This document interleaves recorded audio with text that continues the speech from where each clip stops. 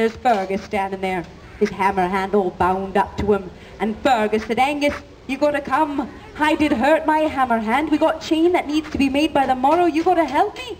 And Angus said, no way, brother. Why, you were there on that day. You saw my chain was poor. And it's been a whole year since I put hammer to the anvil. I'm not gonna do it. Well, you know how brothers are, huh?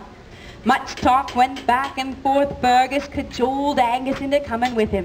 He said, it'll be all right, brother. I'll stand right next to you. I'll tap directions with my good hand. I'll whisper secrets. You'll see there'll be no weak links in your chain. And so reluctantly, Angus made his way back to the fort with his brother.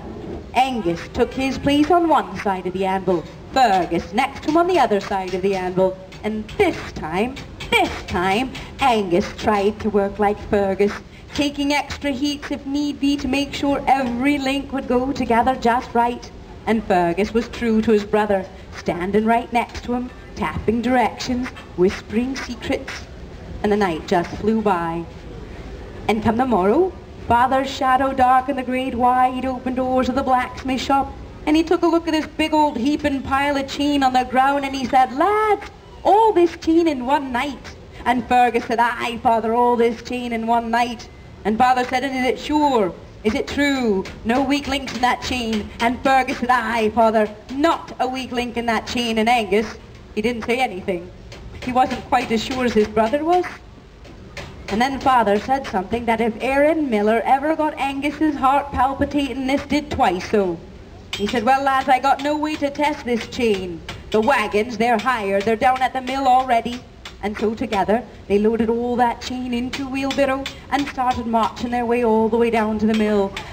And all the way down to the mill, the boys could hear Father saying, only as strong as the weakest link. Only as strong as the weakest link.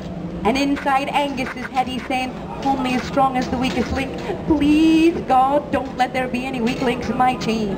For you see, everybody Angus knew and loved his whole life were going to be down at that mill, helping to move those big stones around. And if one of his chain links was weak, if one cracked or shattered, he didn't even want to think about what might happen.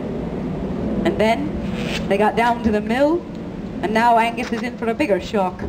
His brother's chain and Father's chain is wound about the big millstones, and Angus's chain is going to be the chain that goes over the great support beams and heaves that stone in place. Oh, now he's really worried.